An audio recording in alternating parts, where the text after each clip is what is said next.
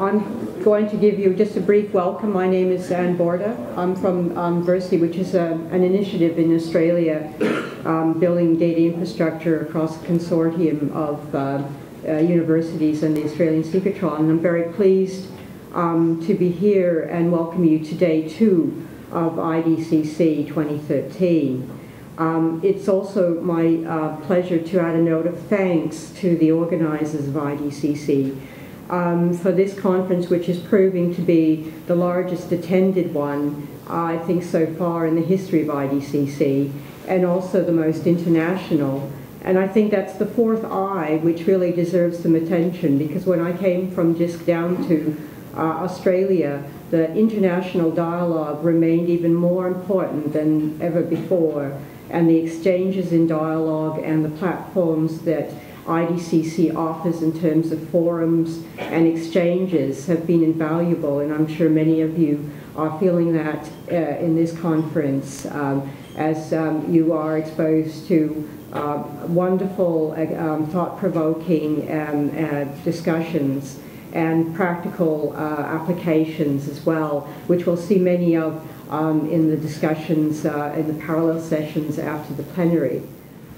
Okay, now without further ado, I would like to introduce our keynote for today, Herbert Van de Sompel, whom many of you know.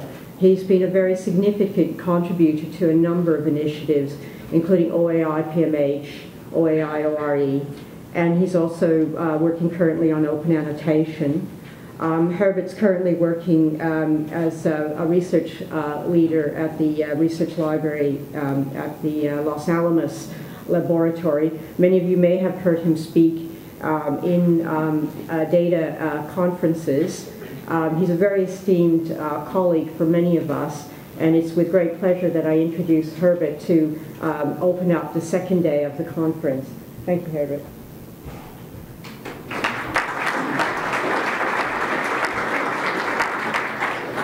Thanks a lot, Liz. Thank you much for inviting me. It's a real honor. I'm actually even a little bit nervous. What a surprise. My talk today will be quite a bit different than the talks you had yesterday. For one, it will be rather technical and, I'm afraid, extremely dense. So a real wake-up call, I guess. It does fit, I think, in the theme of the conference. It's clearly about infrastructure. I will be talking about 4 technologies, information interoperability specifications that I've been involved in creating over the last 15 years. It also fits, I think, in the innovation team of the conference, in that each of these technology specifications were, at the moment where they were released, really represented a different way to look at problems, to tackle problems. And I'll leave it up to you to decide whether it also fits in the intelligence team of the conference. So let me start. In 2004, I published this paper in D-Lit magazine, one of my highest cited papers, which is kind of proof that you don't need to publish in Nature to get cited. Wrote it with a couple of dear colleagues, including Carl Agosi, who, if everything's well, should be here also. This paper was actually based on a keynote I did at CNI in 2001. And it really observes fundamental changes that were happening in scholarly communication, in the nature of the materials that we are putting out in the scholarly communication system. And of course it looks at what kind of new technologies do we have available to try and deal with these profound changes. I'm going to today focus on 2 of these, 2 core characteristics of these new kind of materials that have entered into the scholarly record. First of all, assets that have strong interdependencies and interrelationships with each other. We're of course talking about a scholarly communication system that moves away from things just being PDF files that are being communicated. We are now adding data sets, we're adding software, we're adding videos, imagery, tablet data, what have you not. And all of these somehow are related to a research endeavor and are, belong together. So this brings us to the notion of grouping scholarly assets together, or a problem, let's say. And then the other observation is about the dynamics of scholarship and how these new types of materials do not have the same sense of fixity that we are used to from, for example, PDF papers, books, and what have you not. That leads to dynamics of scholarly communication assets, and hence the notion of versioning. And these two themes will actually be at the core of the presentation. And I'll talk about two technologies that we've introduced that play a role in addressing the challenges that relate to that. OAI ORE, that is all about grouping assets, and Memento, that's a general web technology, but that can be used in the realm of versioning scholarly communication assets. In passing, I will also talk about two other technologies. The protocol for metadata harvesting. The reason I want to touch upon that is just to illustrate, in case you had not observed it yet, how fundamentally the world and the infrastructure that we work with has changed. And then something you may not have heard of, hasn't received a lot of attention so far, is resourcing, a very recent effort of NISO and the Open Archives Initiative, that both are in the realm of discovering scholarly assets. So back to 1999, to the Open Archives Initiative, really, that created the protocol for metadata harvesting. And the OAI was, I must say, a heroic effort to try and fundamentally transform scholarly communication. And the idea was there that we were going to do so by promoting communication by preprints, by non-peer-reviewed materials. And in doing so, we're going to undermine the established publishing environment. Of course, none of this really happened, but that was the idea. We took a technical approach with the OAI, and we said, well, let's try and make these kind of preprints more easy to discover, more easy to use. And let's surface them so that everyone can find them in an easier way. The way we went about that is actually phenomenal to observe. So first of all, it's a protocol for metadata harvesting. Those were the days when you looked at digital libraries that a large number of assets that were described in there only had metadata. The real stuff wasn't even there yet. Those were also the days where we did have search engines, but search engines primarily, largely, only were indexing HTML pages, not yet PDFs and so. And hence you see this focus on metadata as a means of creating interoperability, as a means to tackle discovery problems. The second one, even more interesting, if one were to address the problem today of let's surface these preprints, let's make them more easy to discover, one would clearly come at it from a perspective of search engine optimization, like obviously. Where we did not. We basically came from this perspective of data providers that were going to expose their metadata records, and then all these parties out there, all these parties, they were going to create services, discovery services on top of all of that. What you see here really is the fact that we did not yet, at that moment in time, consider search engines to be part of the web infrastructure. They were just not part of the thinking in those days. And then the third aspect, this is actually a rather important one. Again, this is early days, this is 1999.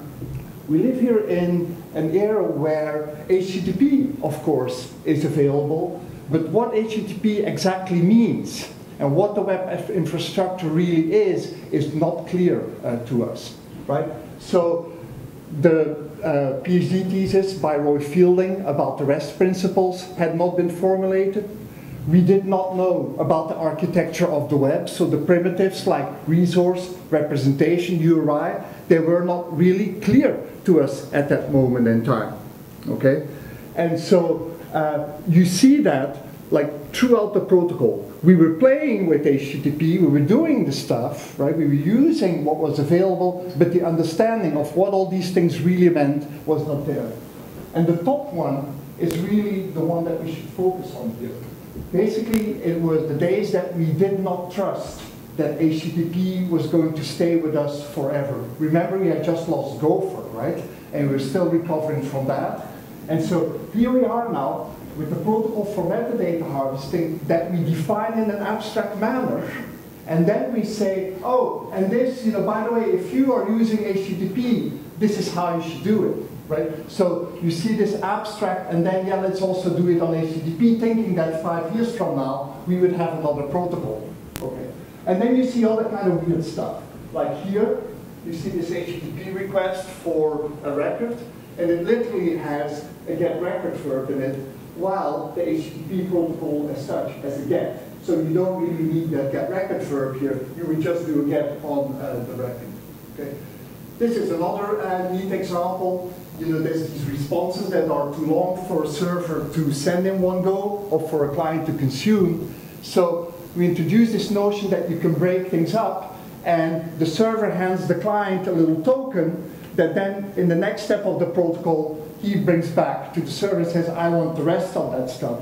But it's clearly something that nowadays you would solve with a link, but we just did not do that in those days.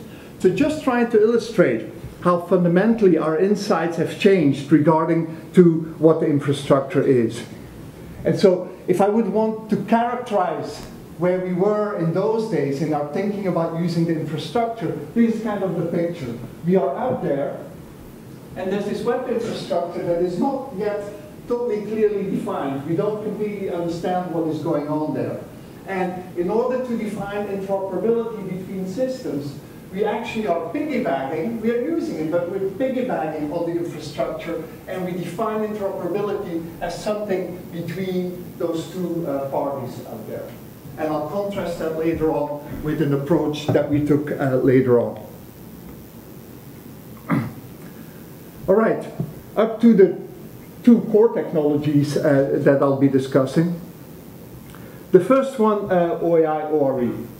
So the observation there again was that scholarly assets are rapidly becoming compound, consisting of multiple resources that have relationship with each other and that are interdependent.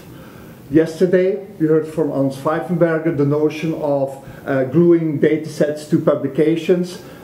That's one of the realms in which this manifests itself.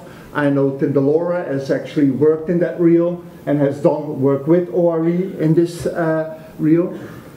But it's as simple as this. It can be illustrated, the whole problem, even by just looking at the splash page. So we have a splash page for a scholarly communication item here. And so the first thing that you see is the splash page as an identifier, but that is not the identifier of the thing itself, because the thing itself sits somewhere here under formats, and it's actually available in 3 different formats. And then what else do we see? We have different identifiers for the thing, we have different versions. And then there's these relationships to things that are probably not part of the object itself, but that are in its surroundings. So just looking at the splash page already tells you about this compound object problem, just this simple kind of thing. And so our problem was, how are we going to represent this compoundness in such a way that machines and applications can actually understand that this compoundness is going on, and that, as a matter of fact, these things are part of the object, and these are just related to the object. So this whole notion of what is in here and what is out, what is the delineation of this scholarly communication item.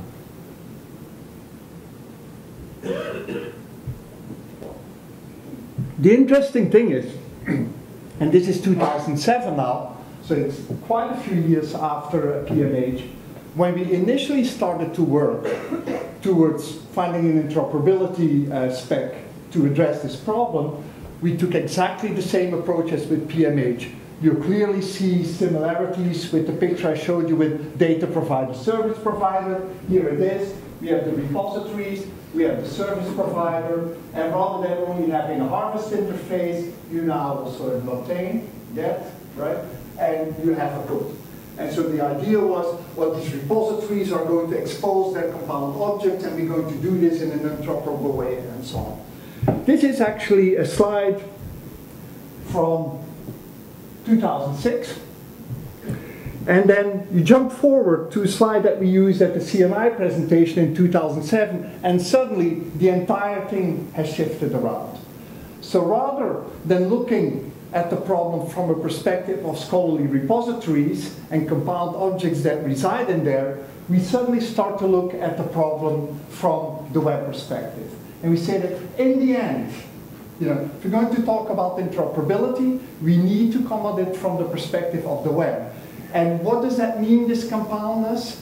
In this context, well, it means that you have a web graph of all these interrelated objects, and somehow we need to put something into that web graph that will delineate that these things belong together, and that these things belong together. They're just not independent kind of resources, but somehow we need to draw a little balloon around them to say these things stick together. So a fundamental shift here from thinking about interoperability by looking at your repositories to thinking about interoperability by coming in it from the web perspective. You also already here see this notion of recognizing, admitting that crawlers, web crawlers, and hence search engines are an integral part of the web infrastructure now. And that's what we're kind of recognizing here. So suddenly we're not talking anymore about compound objects in digital libraries or in repositories. We're talking about aggregations of web resources. So this whole thing of digital libraries is suddenly gone, and it's now all about resources on the web. And how are we going to tackle the problem? Well, actually, we're going to publish a machine-readable document on the web that says that these things here, these things with these URIs, belong together. Okay? It's as simple as that. That's what ORE did. And so we start to understand that once you've made that decision, you need to work with the primitives of the web architecture and of the web standards in order to solve your interoperability problems. And so what are those? Well, it's simple. It's resource, it's URI, it's representation. And then if you want, on top of that, to start expressing things in a machine-readable way, you'll work with RDF, of course again with URIs, and you'll introduce some kind of vocabulary that can be used with RDF. Those are the tools of the trade. That's basically what you have. These are the primitives to work with now to address your interoperability problem.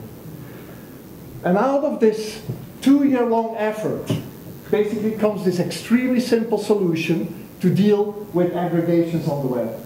So here are 3 resources that belong together, each with their URIs. And we say, okay, this is what we're doing. We're introducing a new resource. We're minting it from scratch, basically. And we say, the identifier, this thing here, is the identifier for the union of these 3. And then we say, and this is a document that we're just going to put out there on the web. And that document is actually going to describe this. It's going to say, there's this resource. This resource is an aggregation, and it aggregates all these 3 things. And now once you have this kind of a document available, you can of course also start expressing relationships between these resources.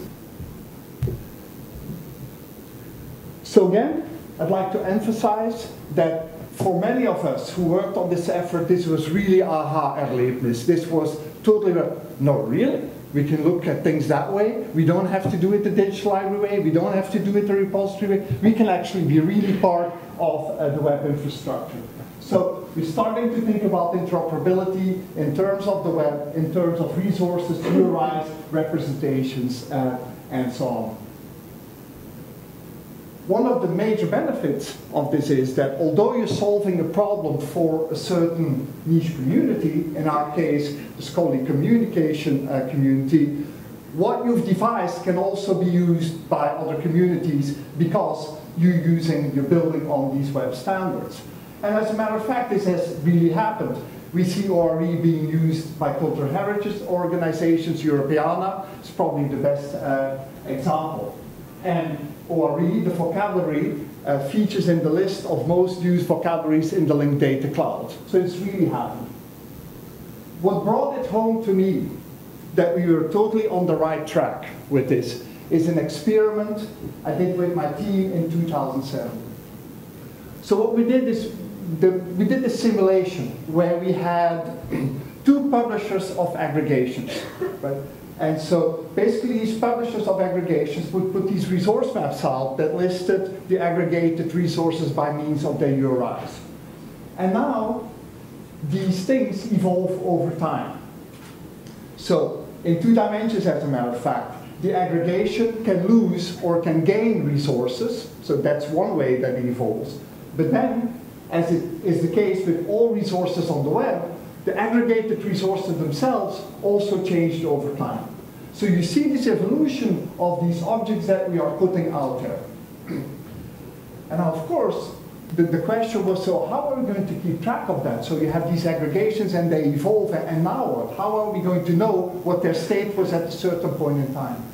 Well, it turns out that the only thing we had to do in order to solve that problem was use existing web crawler and web archiving techniques. We just used Heritrix and the Wayback Machine, and we crawled these compound objects, these aggregations, and were able to web archive these things just using the existing tools that were out there already.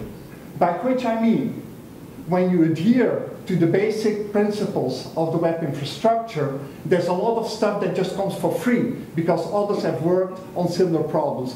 So if we would have defined, this interoperability in terms of repositories, most likely we would have had to build our own kind of tools to address these problems.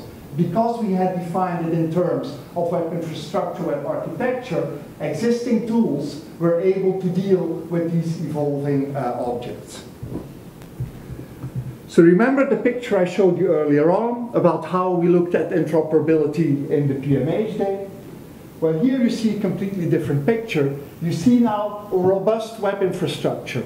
We understand HTTP, we understand the REST principles, we understand the importance of URIs.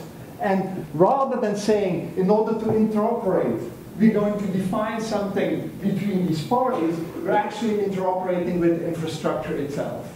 And in doing so, you, as I just said, gain the possibility of using applications that are used by tons of other people out there, but you also gain potential adoption by others that are also complying with the web infrastructure. So for me, that was a fundamental shift, and I know for some others involved in the effort in thinking about interoperability.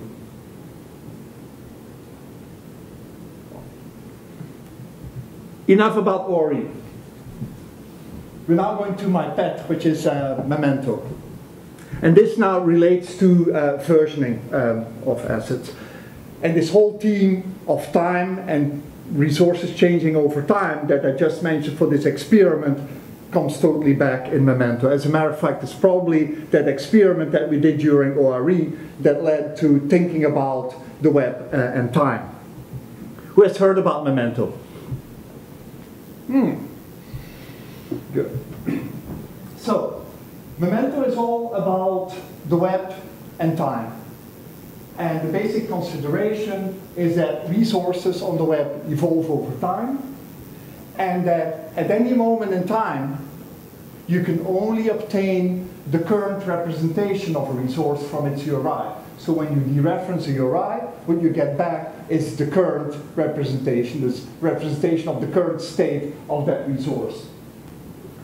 So the question becomes, if there are representations of prior states of that resource, so archived representations, let's say, how are we going to access those? That's really what Memento is all about. And it looks at this problem from the perspective of the web in general. This is not specific to scholarly communication, but it actually does have consequences, I think. I'm going to try and convince you about that, that it does have consequences for scholarly communication. So, this goes back now to this whole notion of dynamic scholarly communication assets, and the notion that fixity, as we've known it with PDFs and books and what have you not, is challenged. At the simplest level, even the traditional assets that we know about are starting to become increasingly dynamic. Just think about splash pages again, and how informative and how dynamic these have become. These have become rich environments of all kinds of information pertaining to the asset that they're describing. And that's just a very simple example. Now take it to the next level, where we are publishing papers in open commentary, open peer review. And the author, as a result of that commentary, is able to change his paper. And so the paper is not a fixed thing anymore. It kind of gradually changes over time as the author goes back in, makes some adjustments, and so on. So even a traditional, a classic notion of a paper is starting to lose its fixity. Now take that to the other end of the spectrum, and you end up in this world that Carl Goebel, in her keynote at JCDL last year, painted phenomenally, where you see this extremely complex interaction of systems. What we have here, this is about scientific workflows, and we have the My Experiment environment in which people are uploading their workflows and associated materials, and obviously these workflows change over time. So there's this notion of dynamism already here. Now these workflows call services that are, for which service descriptions are available in the biocatalog. Now the service descriptions change over time, and as a matter of fact, the databases that sit behind those services change over time. And then there's the workflow engine itself that obviously is changing over time. And so the issue here becomes that there's this complex interdependency of all these things, and the results that come out of running one of these workflows will vary over time to quite an extent, because some of these components have basically changed under you. This leads us to the big problem of reproducibility of in silico science, which is not where I'm going to go. I'm not an expert at all. But the point I'm trying to make here is that in order to be able to understand how one came about to a certain finding, we somehow will need to know what the state of each of these systems was at a specific moment in time. We'll somehow need to be able to turn the clock back and see, okay, so at that moment in time, which version of a workflow did I use? What was the Taverna engine looking like? What was the service description? What was the state of the database that was behind it? Okay, so, which leads me to a notion that I've been talking about in the last year. If you would agree with me that fixity is challenged, that this whole notion of a frozen asset is less and less common in the scholarly communication system, then we need to start reflecting on the notion of the scholarly communication system as it is at a certain point in time, the state of that system. And if you want to buy into that, you then need to consider the notion of a transformation from the notion of a version of record to a version of the scholarly record. And this is going to be at the core of what I'll talk about for Memento. But in order to do that, I need to explain Memento a little bit to you. I'll give you two perspectives. This, what you see here, this is a web archiving perspective on Memento. What you see here is the CNN.com homepage of the 9/11 attacks as they happened. And I hope you can see it down here or over there. The pattern that you see here is that this asset, this web page, has a URI, which is the one here, the URI of the Memento, we call it, so URI-M. And that URI is different than the URI where this page originally resided, which is CNN.com, which we call URI-R in the Memento framework. This is the pattern that you observe in web archives. As a matter of fact, when you look at content management systems, you see exactly the same pattern. This is the first version of the September 11 page in Wikipedia. And again, you see that this old version of the page has a URI-M. which is the one here. And then it has URI-R, which is the generic URI for this resource, which is this. In both cases, when you dereference the generic URI, you get the current representation of the resource. If you want an old version, then you need to dereference one of those old ones. Let me summarize this in a little picture. You better get acquainted with these pictures now because there's coming a lot of these. Okay? So what you see here is the notion of time-specific resources, as Tim Berners-Lee calls them. It's basically that for every version of a resource, you're creating the URI. And so these are, in our terminology, mementos. So you see memento, memento, memento. Oh, I see there's an error here. That should have been 0, 1, 2. Okay? And so this means basically that this one was the version that was active between time 0 and time 1, and so onwards. And so for each version, we create that URI. And then you have the notion of a time generic resource.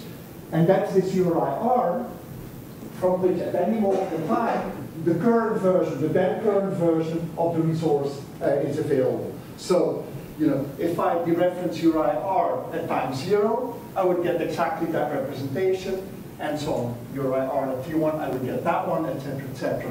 But you access the current representation via that generic resource. This, as such, has nothing to do with Memento. It's not invented by Memento. This is, as a matter of fact, a pattern of versioning that you see throughout the web. This is just an example. This is the architecture of the World Wide Web. And what you see here is, it says the latest version, so the current version is always available at this generic URI. And this version also has this URI, and then the previous version of that, and so on. So, nothing invented here. This is available on the web. As a matter of fact, I know that there are repositories out there, like Dryad, the data repository, uses the same pattern. I don't know whether it's common in DOI world in general, but I know that there are some of our repositories that also adhere to these principles. So Mementos takes this as a starting point to address the question, if these indeed exist, how do I get to these time-specific resources using the time generic resource? Now, why would you want to do that? Why would that be of interest? Well, it makes this URI-R the entry point. If you could do it, it would make it the entry point to not only the current, but also all the past versions of the resource. Now, that's interesting, right? Because URI-R is typically the one I would send you in an email, or it is the one that you would bookmark. Or if I come from it from the scholarly communication perspective, it would be the one that I actually would cite, okay? And then I would like to know, okay, this was the URI that was cited, but what did this thing look like at a certain moment in time, you know? And then, well, somehow I would like to get from here to here. And this is what Memento does. And it does it, again, by leveraging the primitives of the web architecture, resource URI, state, representation, links, and content negotiation. So all of these are primitives that are described in the architecture of the World Wide Web. So this is how Memento does it. I'm not going to get too technical here, but basically it starts with the consideration that URI-R and URI-N, so the mementos, can be on different systems, as is the case in web archiving, for example, right? They don't necessarily reside on the same system. So that means that URI-R doesn't necessarily have all the details about the existence of these and about their URIs and their timestamps and what have you not. But it may know that some system has that know-how. So for example, CNN may know that the Internet Archive does have this information. And we're going to use that level of indirection. And we're going to say, URI-R is going to provide a link, and that's a link at the level of the HTTP protocol, not in HTML, so, to what we call a time gate. It's a wonderful term. And the time gate is a resource that knows about the entire history of this resource. And then, now we've used the link, And once a client follows that link and arrives at the time gate, it is now able to apply negotiation for the correct version of the resource. Who's familiar with content negotiation in HTTP? Okay. This is something that your browser does all the time. Without you knowing it, you have a couple of preferences set in your browser, that you prefer English over French, well, for some of us at least, or that you prefer HTML over PDF. It's called content negotiation. So your client, your browser tells the server, I would like HTML and English, and the server will return it to you if it is available. We use that exact principle, but we apply it to the time dimension. So a time gate is able to respond to requests for negotiation in time. And basically allows you to now, by expressing a certain date time, arrive at a version that was active at that moment in time. To summarize, this is what you can do with Memento.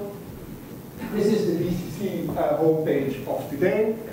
You have a little plugin in your browser that allows you to select the date time and the past. And then automatically, at the protocol level, Memento will bring you to an old version of that page, in this case from the BL archive. Note that you will typically not get an exact version back, right? Because not all dates are and all versions are archived. I asked for September 12, 2010, and I get back a copy of September 16, because September 12 was not archived. Okay? But this is, in essence, how Memento works.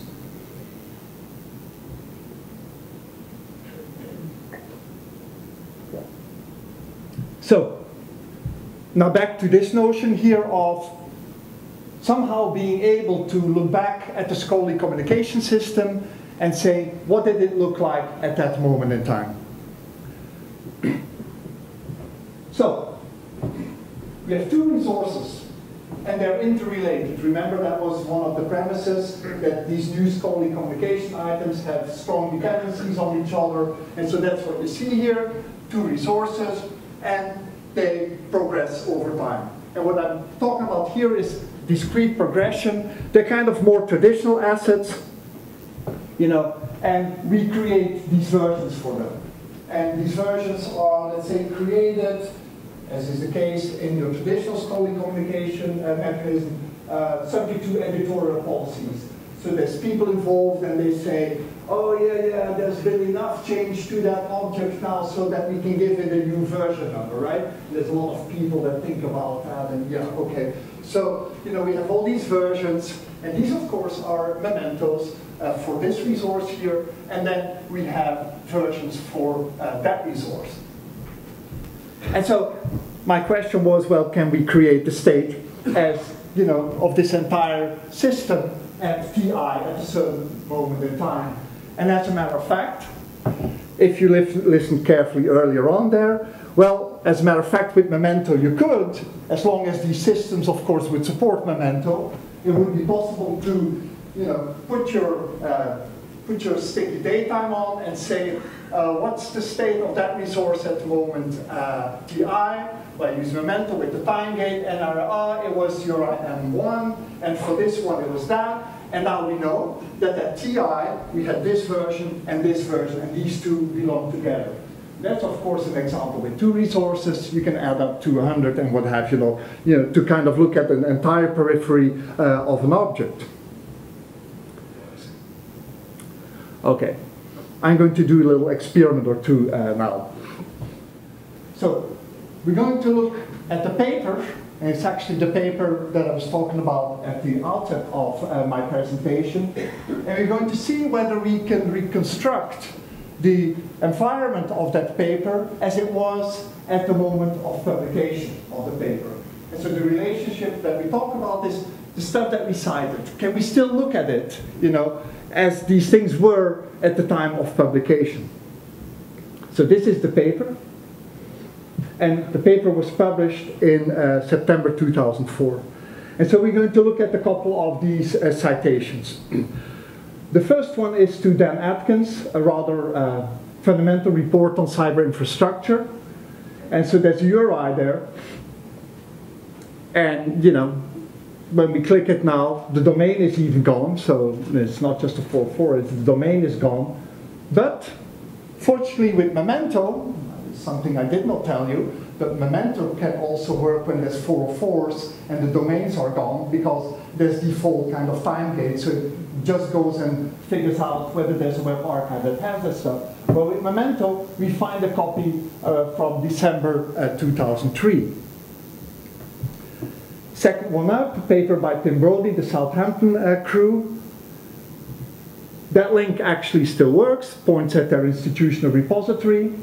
And when we use Memento, we actually find a version of December 2004, pretty darn close to the date of publication of the citing paper. Next one up, Cliff, I hate to do this to you, but it's one of the things you published, actually a very interesting report about institutional repositories. We follow the link, and the resource is gone. That's ARL, by the way. But fortunately, there is a copy in the web archive, and via Memento, we found it. And then last one up is a paper by Sandy Payette and Torney Staples about the Fedora project.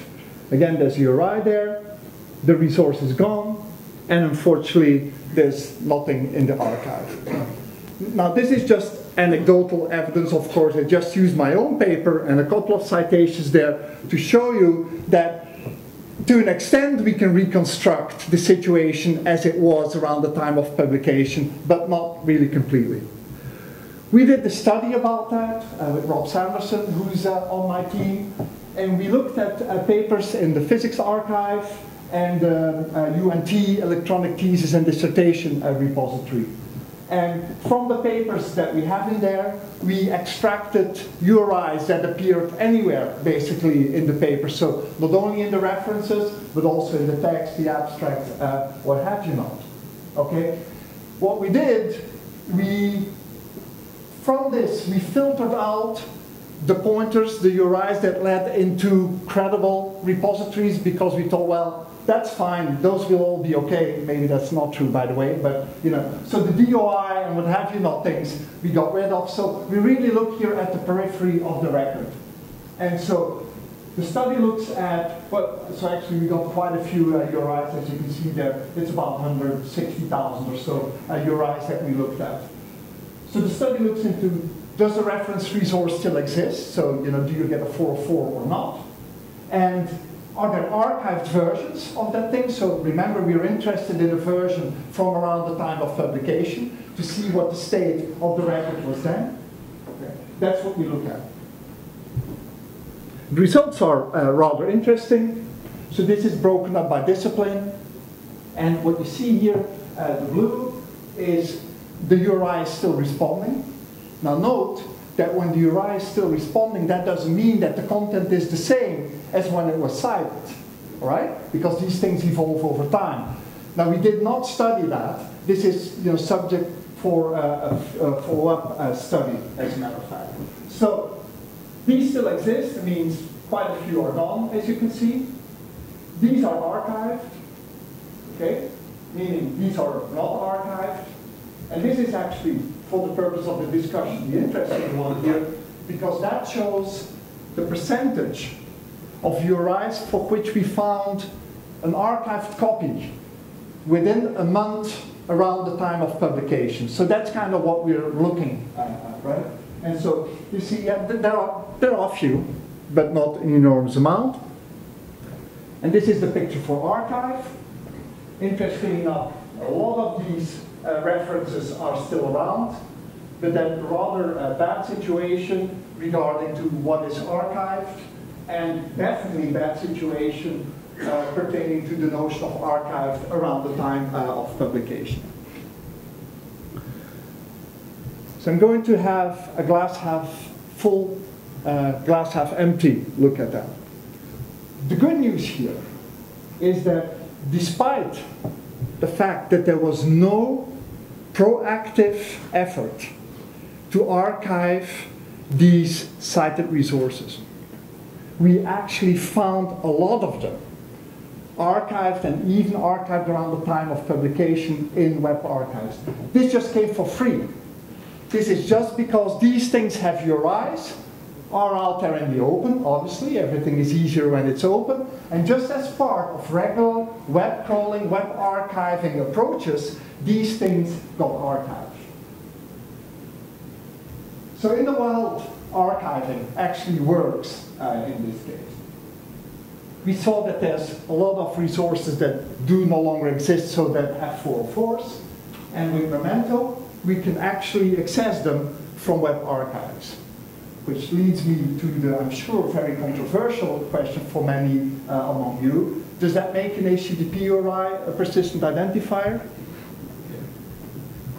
The bad news is, of course, that a lot of these resources were not archived, and for many, many of them, we did not find anything that was archived from around the time of publication. So, I'm going to summarize that going back to these pictures I showed you, right?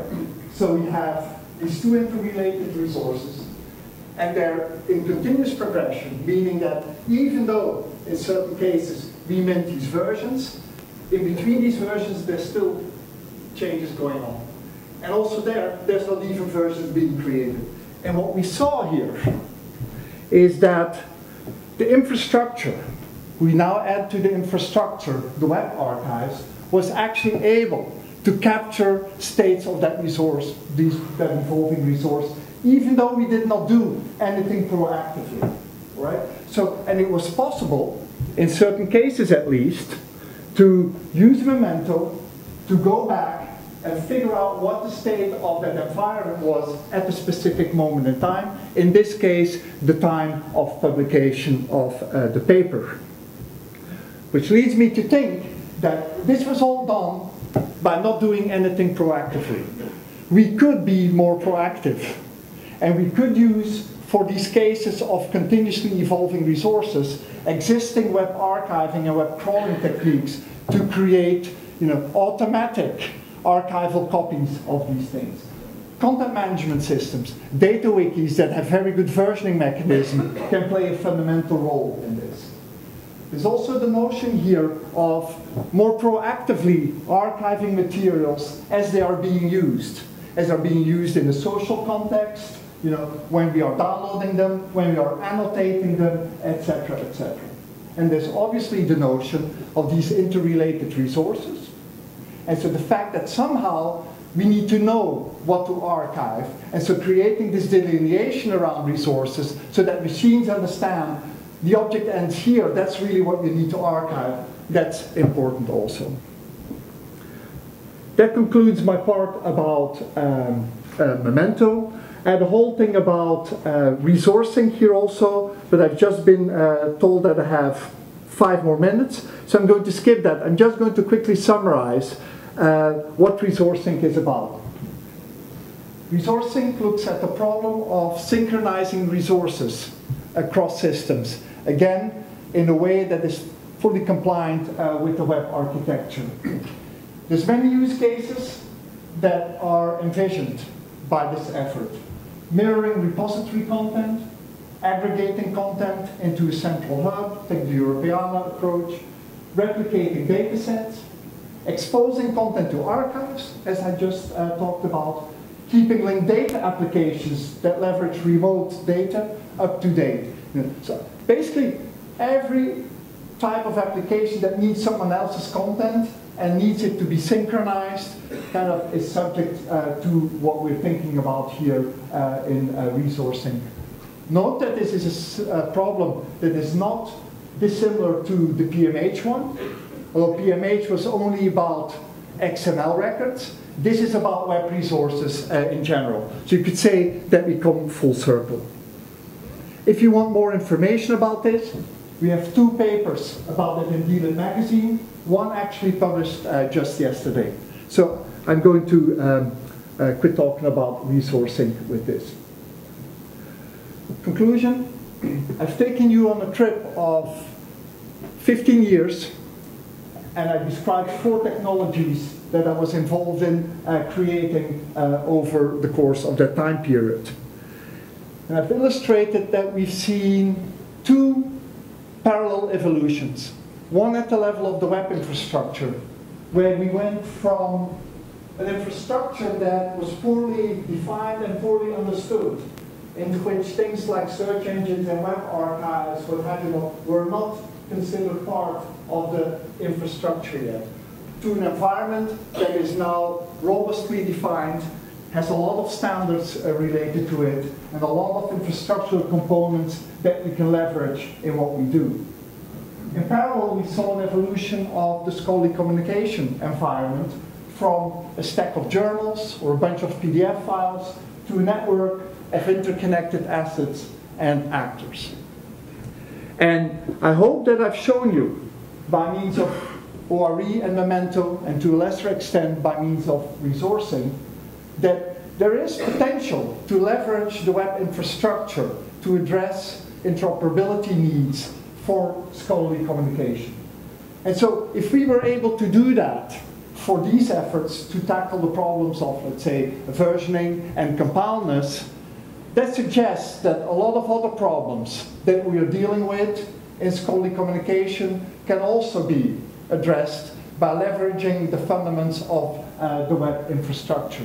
And that probably, when we're thinking about interoperability between our systems, be it data systems, paper systems, what have you not, our first reflex should be not to think about them in interoperability from repository to repository, but interoperability up, down, downwards to the infrastructure.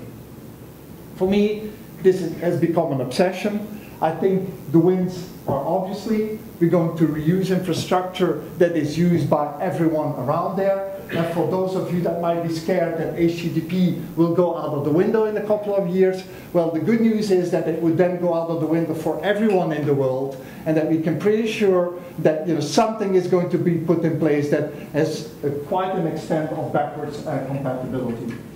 At a more conceptual level, for me, doing these kind of things, thinking about interoperability in this way, is a matter of integrating the scholarly discourse with the broader human discourse that is happening on the web. And with that, I thank you for your attention.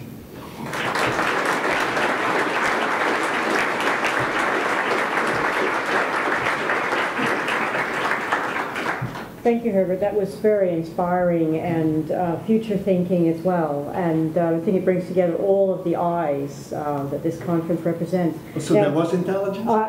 I think the audience would agree with that.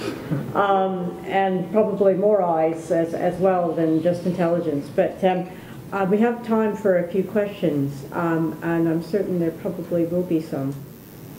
From could you comment on any concrete, actionable takeaways for repository managers or people running their own ePrint or DSpace or to these open source software communities? You mentioned that these time gates can exist outside of their own infrastructure. Would you rather recommend the university to just rely on things like the Wayback Machine, or do you send out a clear message that the institutions should set up their own kind of stores for these historical versions of the pages? I think the answer is both. So I'm very much in favor of systems to manage scholarly content that have a strong internal versioning capability, like content management systems or things like GitHub typically have. Once you have those in place, overlaying a Memento type layer isn't hard at all, because just like again in wikis and content management systems, you know exactly at what point in time which version was active.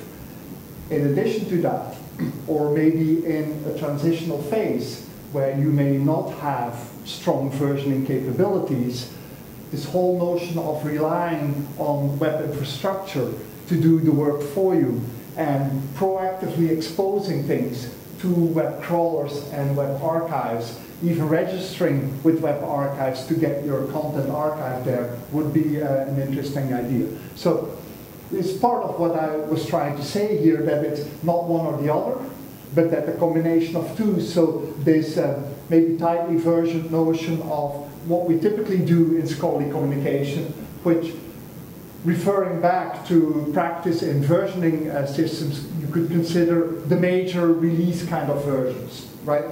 But if indeed, in cases where it's true that these objects then still evolve in between, try and take a different and automated kind of approach to archive your materials. Can we take another question? A gentleman over here. Hi, I'm a great fan of Memento. I've been working to implement it. And I think it's great that we're trying to solve these problems in the context of the current web infrastructure. But it's also interesting that there's active work on replacing the current infrastructure with something that actually solves most of these problems in a more fundamental way. Right? In particular, the major effort to do native data networking that NSF is funding. And I'm interested in whether you're tracking that and pushing on them to think about the versioning issues and so on. Right. So the answer is yes, I'm tracking that work, and no, I'm not in touch with them. I am, as probably was obvious, extremely interested in the whole notion of web persistence, exemplified by so I'm on the program committee of the OAI meetings that are held in Geneva every year and a half, 2 years. And I've invited Henry Thompson from the W3C tag to talk exactly about those kind of things. So those are things that I worry about and think about, but at the same time, I also somehow feel much more confident today than I felt, let's say, 7 years ago, that we can rely on this, and these are problems that will somehow be solved at the global scale.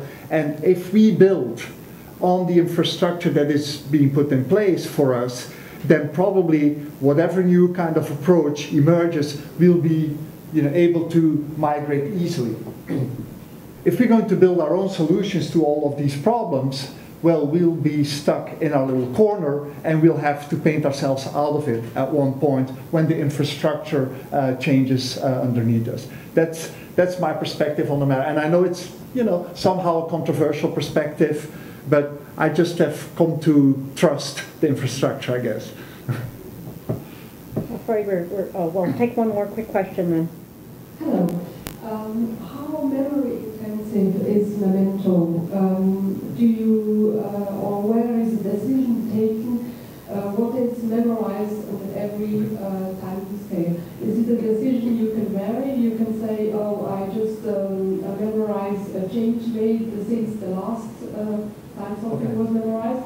Or do you have a stable system of always taking the whole page? Okay. So Memento as such, as a protocol, doesn't care. Right? Memento is about leveraging the versions when they're out there. So Memento assumes that they are there, so that versions are being created, that archival copies are being created in web archives, in versioning systems, and so on. So Memento doesn't prescribe how often and all one should go about that. There are things that can be done to augment the granularity of archiving of materials. So proactively exposing things to be archived is one. Using other kind of technologies to archive. I'm going to plug technology that we've developed with my team. It's called Side Story. It's a transactional archive. And what that means is it's a plugin really for a web server. And what the plugin does is every time a client comes in and requests a page, let's say, the page is obviously sent back to the client. At that point, it's also pushed into an archive. And there's, of course, deduplication mechanisms and what have you not. This allows you to do very fine-grained archiving of your materials. Obviously, you may not need every single version of every single resource, and in Side Story, so in our tool, there are mechanisms to say, for example, I only want one copy a day, or I want one copy an hour, so it will not even bother to store the other versions. So there are things you can do and tools that you could use to augment, basically at your own will, the granularity of the archiving that you're doing. Yeah. I think the core point here, though, that I was trying to make is that archiving doesn't necessarily mean that it doesn't necessarily mean a repository-centric kind of means of archiving where you push stuff away, and which is all good. What I'm trying to say here is that, well, you could augment it with web archiving, which is what's happening anyhow. It's a technique that we've come to understand, and it's a technique that could be leveraged by scholarly repositories also. Thank you very much, Herbert. Can we give Herbert another round of applause?